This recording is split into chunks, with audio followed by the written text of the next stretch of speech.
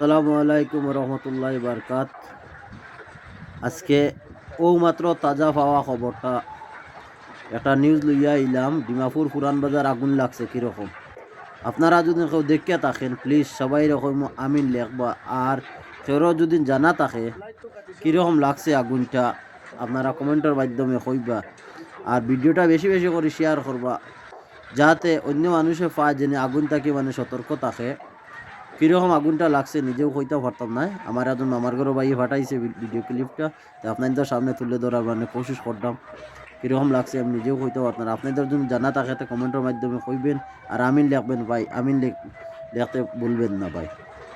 কিরকম ভয়ানক দেখেন আগুন ভাই, দেখার পরে বহুত খারাপ লাগে।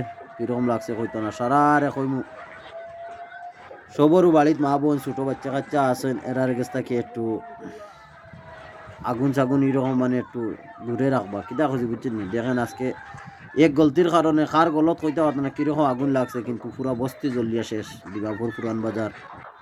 আর ডিমাপুর থেকে যদি কেউ বাইনতে যদি তখন দেখে তখন ভিডিওটা প্লিজ, ভিডিওটা কিরকম আগুন লাগছে আপনাদের কেউ যদি জানা থাকে কমেন্টের মাধ্যমে কইবেন।